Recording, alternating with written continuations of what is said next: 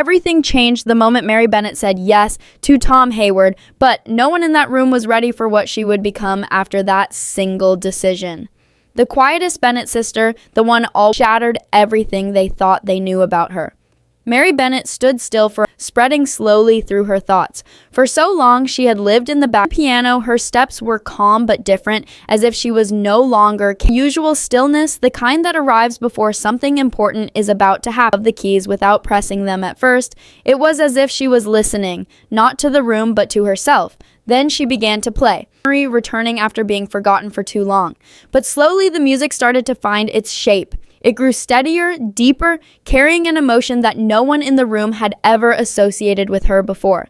It was not just technique, it was feeling. A hidden world unfolding through sound. Her expression changed as she played, not dramatically, but with a quiet intensity, as if every note was unlocking something inside her. And then she began to sing. Her voice entered the room gently, not demanding attention, but capturing it anyway. It was calm, yet filled with a strange emotional weight, as if every word carried something unspoken for years. The lyrics spoke of release, of letting go of burdens that no longer belonged. As she sang, it felt like she was not just performing, she was freeing herself. Gone. All the worries that once followed her like shadows. The music continued, and so did she, her voice growing slightly stronger, still soft but no longer uncertain. There was a quiet confidence forming in every note, as if she was discovering herself in real time. The room remained still, almost afraid to break the moment. Even the air felt heavier, charged with something no one could name. She sang of distance from sorrow, of peace replacing struggle, of a heart learning to breathe again after years of restraint.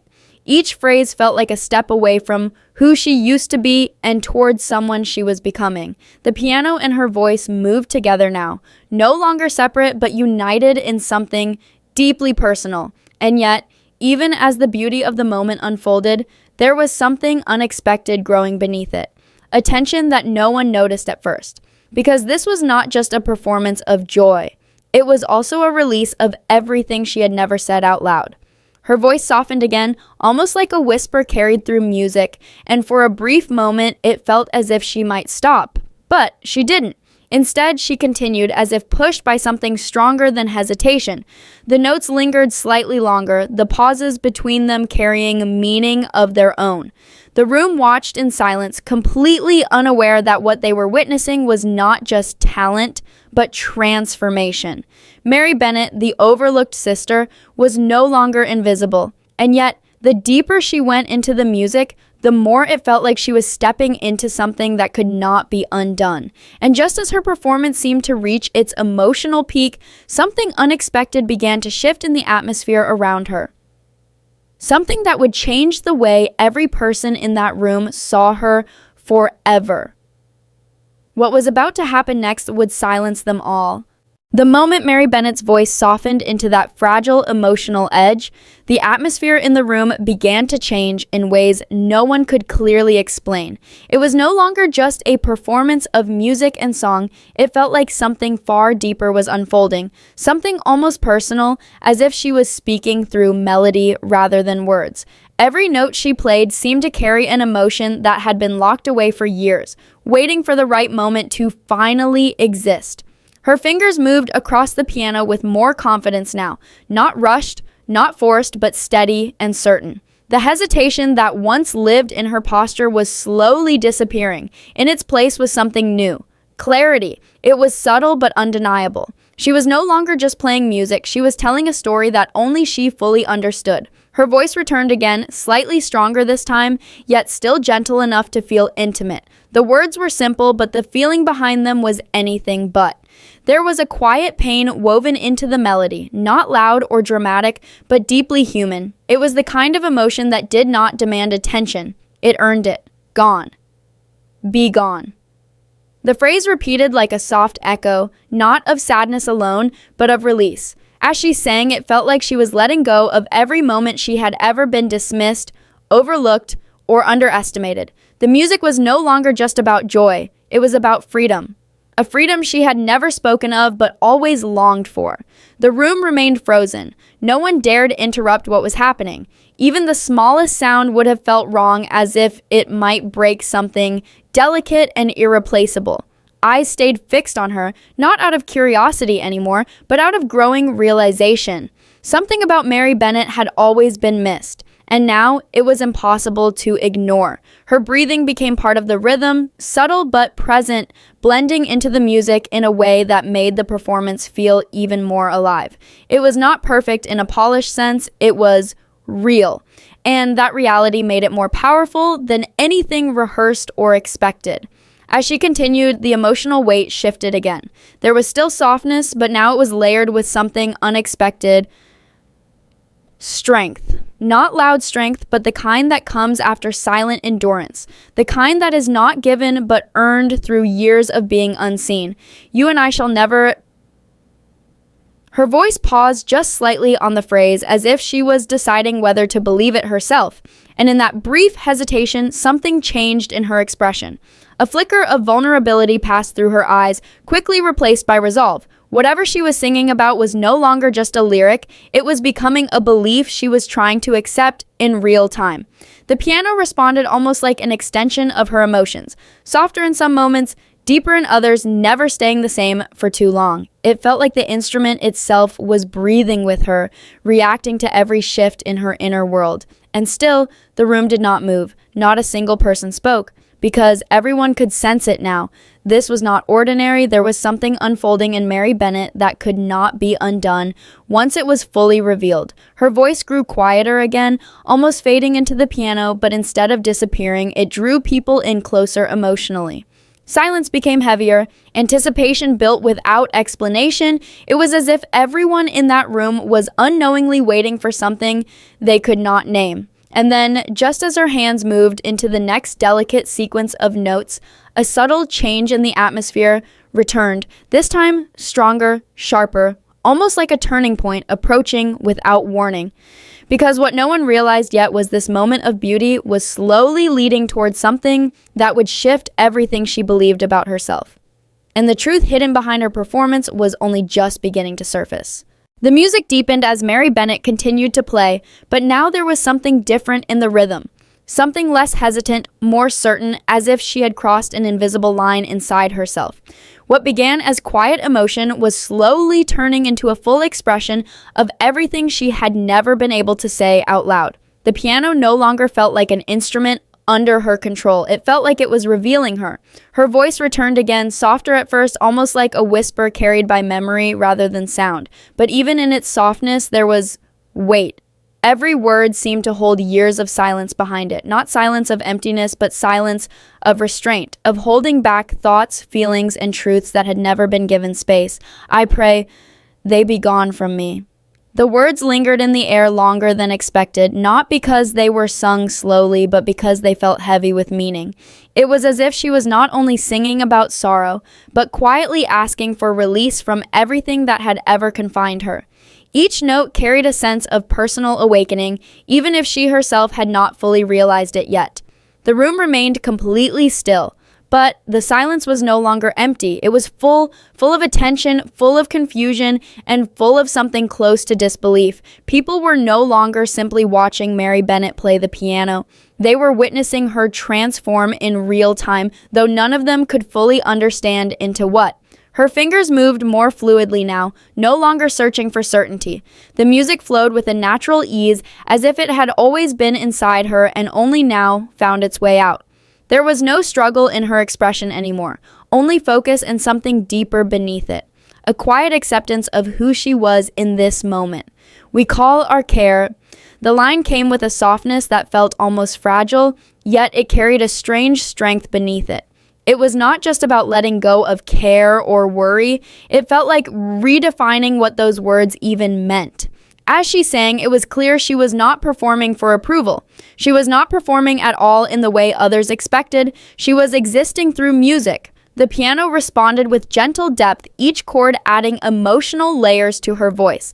There was a growing harmony between her inner world and the sound she was creating. It was no longer just technique or talent, it was truth expressed through melody. You and I shall never... Again, the phrase returned, but this time it felt different. There was hesitation in it, but also hope. a fragile hope, like something she was not yet ready to fully believe but could no longer ignore. Her expression softened as she sang it, almost as if she was speaking not only to the room, but to someone in particular, or perhaps to herself. The emotional weight of the performance was shifting again. It was no longer purely about release. Now, something else was emerging beneath it, something quieter, more intimate, a sense of connection forming between who she had been and who she was becoming. But just as that sense of balance seemed to settle, a subtle tension began to rise again. It was not obvious, not loud, but present in the pauses between her notes, in the way her voice slightly softened before each phrase, in the way her hands slowed for just a moment longer than expected. It was as if something inside her was approaching a boundary she had never crossed before. And in that growing stillness, the room seemed to hold its breath without realizing it. Because what Mary Bennet was about to reach was not just the end of a song, it was the edge of a truth she had never dared to face.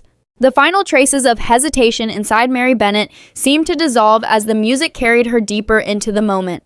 What had begun as quiet expression was now becoming something far more intense. Still graceful, still controlled, but filled with an emotional depth that no one in the room had ever associated with her before. It was as if every note she played was peeling away another layer of her old self. Her singing softened again, but this time it was not weakness. It was intimacy, a quiet, controlled vulnerability that made the entire performance feel closer, almost personal to everyone listening. The words were no longer just lyrics. They felt like confessions hidden inside melody, carefully released into the world for the first time.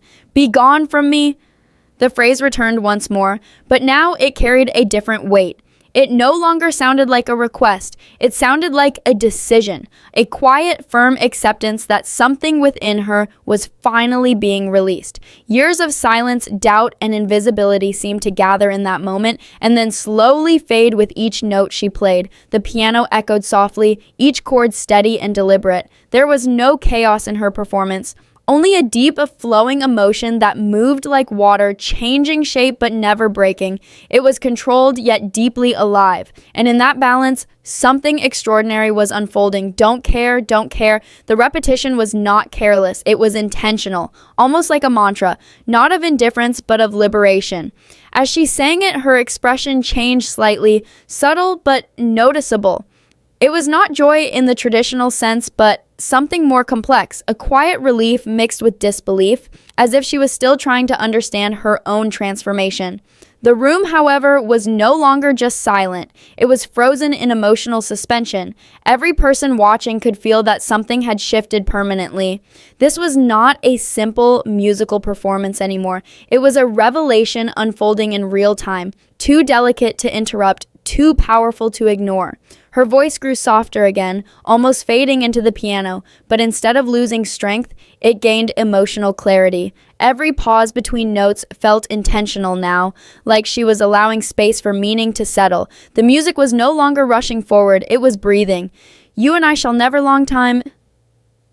The line lingered strangely, as if it was incomplete, even as she sang it. There was a fragile uncertainty in it, a feeling of something unresolved, not confusion, but transition, as if she stood between who she had been and who she was becoming, unable to fully step back, yet not entirely settled forward. Her fingers slowed slightly as she reached the next sequence. The melody softened, almost fading into silence for a brief moment before rising again. That small pause carried more emotional weight than the louder parts of the performance. It was in that silence that something unspoken became most clear. Because this was no longer just about music or emotion, it was about identity. About someone quietly breaking free from every expectation ever placed upon her without needing to announce it. And just as the final notes of this emotional passage began to settle into the air, something unexpected began to form in the atmosphere around her once again. A shift so subtle that most would miss it, but so powerful that it would soon change everything that came after. Because Mary Bennet was no longer simply performing, she was crossing into something irreversible. The air in the room felt heavier now, not with tension alone, but with something deeper. Anticipation mixed with disbelief, as if everyone present understood that the moment they were witnessing could never be repeated in the same way again. Mary Bennet sat at the piano, still and composed, yet everything about her had changed. The quiet girl who once blended into the background no longer existed in the same form. In her place was someone who had quietly stepped into her own presence. Her final passage began with a gentleness that almost felt like silence before sound. The piano did not rush. Neither did she. Instead, every note arrived with purpose, as if each one had been chosen carefully from something far larger than the moment itself. There was no struggle anymore, only flow, a steady emotional clarity that carried the entire room with it. Be gone. Don't care. The words returned, but this time they no longer felt like release alone. They felt like closure, not of a song, but of something within her life that had quietly ended without anyone noticing. A version of herself that had lived too long in silence, now finally allowed to fade without resistance. Her voice carried a softness that felt almost distant, yet deeply present at the same time. It was as if she was no longer singing only in the room, but also within herself, speaking to memories, fears, and expectations that no longer had control over her. The piano followed her emotions with quiet precision. No dramatic rise, no sudden shift, only a steady unfolding of sound that felt both controlled and deeply personal. It was the sound of acceptance, not defeat, of understanding, not escape. And then something changed again, a subtle lift in her expression, a slight shift in posture, nothing dramatic, nothing obvious, but enough to signal that the performance was reaching its final emotional truth. The music was no longer asking questions. It was answering them. You and I shall never... This time, the phrase felt complete even in its incompleteness. There was peace in it, a fragile, almost hesitant peace, but peace nonetheless. As she sang it, her eyes softened not toward the audience, but inward, toward something only she could fully see. The final notes began to slow, stretching slightly longer than before, as if time itself was reluctant to let the moment end. Each sound lingered in the air, refusing to disappear quickly. It was not just music fading, it was emotion dissolving into silence. And then, at last, the final chord was played. The sound did not end abruptly. It settled. It stayed. It filled the room with a quiet echo that felt almost sacred in its stillness. For a few seconds, no one moved. No one spoke. It was as if the world had paused, unsure whether it was allowed to continue. Mary remained seated for a moment, her hands resting gently above the keys, as if even she needed time to return from wherever she had just been. Her breathing was calm but different, steady, grounded, changed. Then, slowly, reality returned. A voice broke the silence first, then another and another. Applause followed, not loud at first, but growing, filling the space with recognition that came too late to define what had already happened. But even as the applause rose, Mary's expression remained quiet, not overwhelmed, not surprised, just different, as if she now understood something about herself that no applause could explain. And as she gently lifted her gaze from the piano, one final thought seemed to settle in the air, unspoken, yet impossible to ignore. Because the question was no longer whether Mary Bennet had changed, but whether the world around her was ready to see her as she truly was, or if this was only the beginning of something far greater.